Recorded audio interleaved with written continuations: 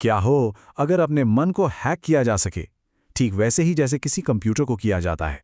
आज हम एक ऐसी ही बहुत पुरानी तकनीक को समझने जा रहे हैं जो ठीक यही करने का दावा करती है, धम्मानुपस्सना।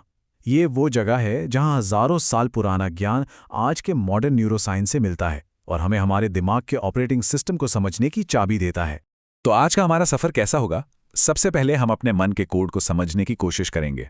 फिर उन आम मानसिक रुकावटों को देखेंगे जो हमें रोके रखती हैं। हम इस विचार को भी तोड़कर देखेंगे कि ये मैं आखिर है कौन। दुख के पीछे जो आदत का चक्र है उसे उजागर करेंगे और अंत में देखेंगे कि कैसे प्राचीन ज्ञान और आधुनिक ब्रेन साइंस, कमाल की बात है कि वो एक ही नतीजे पर पहुंचते हैं। चलिए शुरू करते हैं। हमारा पहला पड़ाव है अपने मन के कोड को हैक करना। यहां बात सिर्फ ऊपर ऊपर तैरते विचारों को देखने की नहीं हो रही है। हम उन गहरे बुनियादी नियमों को समझने जा रहे हैं जो हमारे पूरे मानसिक भ्रंगांड को, हमारे मेंटल यूनिवर्स को चलाते हैं। जरा सोचिए कि क्या हम अपने चेतना के पीछे का सोर्स कोड देख सकते हैं? हर विचार, हर एहसास, हर रिएक्शन, मानो सब कुछ एक प्रोग्रामिंग लैंग्वेज में लिखा हो। ये कोई साइंस फिक्शन नहीं है, बल्कि उस प्राचीन अभ्यास का बिल्कुल कोर है जिसे हम आज समझने वाले हैं। इसी को कहते हैं धम्मानुपस्सना।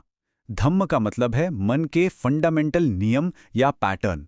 इसे ऐसे समझिए जैसे कोई फिल्म देख रहे हैं।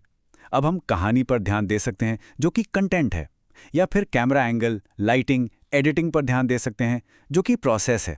धम्मानुपस्सना असल में दूसरा वाला है। हम ये नहीं देखते कि हम क्या सोच रहे हैं, बल्कि ये देखते हैं कि हमारे विचार और भावनाएं कैसे पैदा होती हैं और कैसे काम करती हैं। और यहीं पर यह चीज बहुत दिलचस्प हो जाती है। मॉडर्न साइकोलॉजी के पास इसके लिए एक शब्द है, कॉग्निटिव रीअप्रेजल। ये एक नेगेटिव विचार को पकड़ना, उसे पहचानना और फिर उसे एक नई दिशा देना है। जैसे मैं असफल हूं के विचार को बदलकर मैं सक्षम हूं, मैं कोशिश करूंगा, मैं बदलना। ये प्राचीन अभ्यास भी ठीक यही करता है। यह हमें हमारी अपनी अंदरूनी कहानी को फिर से लिखने का हुनर देता है। तो ठीक है, अगर दिमाग के कोड को समझना है तो हमें उन बग्स को भी पहचानना होगा जो सिस्टम को खराब करते हैं। हमारा अगला हिस्सा इन्हीं मानसिक रुकावटों के बारे में है। उन 5 आम विलेंस की पहचान करेंगे जो हमारे मन की साफ तस्वीर को धुंधला कर देते हैं। इन्हें कहते हैं 5 निवरण या 5 बाधाएं। ये नाम कुछ जाने पहचाने लग रहे हैं ना? बहुत तेज इच्छा, जैसे जब उस मिठाई के बारे में सोचना बंद नहीं होता। नफरत या गुस्सा, जैसे रोड रेज। आलस और सुस्ती, खासकर दोपहर के वक्त। बेचैनी और चिंता, वो मन जो कभी शांत ही नहीं होता। और शक, जो हमें कोई भी कदम उठाने से रोकता है। ये वो यूनिवर्सल मेंटल पैटर्न है जो हमारी क्लैरिटी को ब्लॉक कर देते हैं। यहाँ सबसे जरूरी बात इन रुकावटों से लड़ना नहीं है, बस उन्हें पहचानना है। जैसे मन में कहना, अच्छा ये शक है, और बिना कोई जजमेंट पास किए उसे बस देखना। मजेदार बात यह है कि न्यूरोसाइंस भी इसी अप्रोच को सपोर्ट करता है। ये बाधाएं हमारे दिमाग के इमोशनल रिएक्टिव हिस्से, लिम्बिक सिस्टम से पैदा होती हैं। इसे एनिमल ब्रेन भी कह सकते हैं। लेकिन जब हम उन्हें होशपूर्वक देखते हैं तो हम अपने दिमाग के लॉजिकल ह्यूमन हिस्से, प्रीफ्रंटल कॉर्टेक्स को एक्टिवेट कर देते हैं, जो इन रिएक्शंस को रेगुलेट करने में मदद करता है। तो अब जब हमने मानसिक बग्स को देख लिया है, तो चलिए एक और भी बड़े सवाल की तरफ चलते हैं। ये स्व या मैं आखिर है क्या? हम उस चीज को तोड़ने जा रहे हैं जिसे हम मैं कहते हैं, उन बेसिक बिल्डिंग ब्लॉक्स में जो हमारे हर पल के अनुभव को बनाते हैं। जिस चीज को हम मैं कहते हैं वो असल में 5 हिस्सों का एक ग्रुप है जिन्हें 5 स्कंद कहा जाता है। सोचिए, हमारा भौतिक शरीर, हमारी फीलिंग्स, अच्छी, बुरी या न्यूट्रल, हमारी धारणाएं यानी चीजों को पहचानने और लेबल करने की हमारी क्षमता, हमारी मानसिक आदतें, हमारे रिएक्शंस और आदतें, और हमारी जागरूकता या चेतना।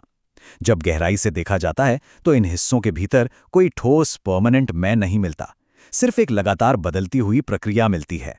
तो ये प्रक्रिया काम कैसे करती है? ये शुरू होती है संपर्क से। हमारी कोई एक इंद्रिय, मान लीजिए आंखें, किसी चीज को देखती हैं। इससे एक भावना या वेदना पैदा होती है, सुखद, दुखद या न्यूट्रल, और उस भावना के आधार पर हम रिएक्ट करते हैं। ये सीधे सीधे दिमाग में भी देखा जा सकता है। हमारा सेंसरी कॉर्टेक्स इनपुट लेता है, इंसुला उस भावना को प्रोसेस करता है, और फिर एमिग्डाला या प्रीफ्रंटल कॉर्टेक्स तय करता है कि क्या करना है। हमारा अनुभव हर पल, मोमेंट बाय मोमेंट बन रहा है। और अगर अनुभव हर पल बनाया जा रहा है तो इसका मतलब है कि वो कुछ आदतों को फॉलो करता है। ये हमें मन के एक और मूलभूत नियम पर लाता है, जिसे एक पावरफुल साइकोलॉजिकल मॉडल की तरह देखा जा सकता है, सत्यों का आदत चक्र। 4 आर्य सत्य असल में दुख के इस बुनियादी आदत चक्र को ही बताते हैं। ये सब एक चिंगारी से शुरू होता है, तृष्णा, यानी किसी चीज की बहुत तेज इच्छा। ये हमें रिएक्ट करने पर मजबूर करती है, या तो हम उस चीज से चिपकते हैं या उसे दूर धकेलते हैं, और यही रिएक्शन हमें दुख के चक्र में फंसाए रखता है। 4 आर्य सत्य इस पूरे साइकिल का एक मैप है, और यहां फिर से न्यूरोसाइंस भी यही कहता है। ये एक क्लासिक हैबिट लूप है, एक क्यू या संकेत, तृष्णा, एक रूटीन, रिएक्शन और एक रिवॉर्ड, थोड़ी देर की राहत। तो सबसे जरूरी बात क्या है? तृष्णा और रिएक्शन के बीच में जो एक छोटा सा गैप होता है, सचेतनता हमें उस गैप में रुकने और चुनने का मौका देती है और इस ऑटोमेटिक चेन को तोड़ देती है। और यही इस पूरे अभ्यास की असली चाबी है। अवेयरनेस या जागरूकता वो टूल है जो हमें आदत की जंजीरों को तोड़ने देता है। ये कोई थ्योरी नहीं है, बस बिना रिएक्ट किए देखने का काम ही हमें आज़ाद करता है। और अब हम अपने आखिरी हिस्से पर पहुंचते हैं, जहां दो दुनियाएं एक साथ आती हैं। ये वो जगह है जहां प्राचीन बौद्ध दर्शन और आज का मॉडर्न न्यूरोसाइंस मिलते हैं, और हम पाते हैं कि वे दोनों एक ही कहानी सुना रहे हैं। एक तरफ बौद्ध नजरिया है, सब कुछ एक दूसरे से जुड़ा है और कोई परमानेंट अलग मैं नहीं है, सिर्फ लगातार बदलती प्रक्रियाएं हैं। दूसरी तरफ न्यूरोसाइंस है, जो हमें बताता है कि दिमाग एक डायनामिक सिस्टम है और हमारा स्व का एहसास कोई ठोस चीज नहीं है, बल्कि एक कहानी है जिसे दिमाग लगातार बना रहा है। दो अलग अलग तरीके जिनके बीच हजारों साल का फासला है, और दोनों एक ही गहरे नतीजे पर पहुंचे। और वो नतीजा ये है, अनुभव का निर्माण होता है, उसका कोई मालिक नहीं होता। इसका मतलब क्या हुआ? इसका मतलब है कि हम अपनी हकीकत के कोई बेबस शिकार नहीं हैं। हम उस प्रक्रिया में एक्टिव हिस्सेदार हैं। हमारे पास इसे समझने और यहां तक कि इसे आकार देने की भी शक्ति है। तो इस सब का निचोड़ क्या है? ये इस एक शक्तिशाली फॉर्मूले में है। पैटर्न को पहचानो, उसके कारण को समझो और फिर बिना रिएक्ट किए बस उसे देखो। Pattern recognition plus causal insight plus non reactivity, यही है धम्मानुपसन्ना, एक प्रैक्टिकल टूल जिसे कोई भी इस्तेमाल करना सीख सकता है।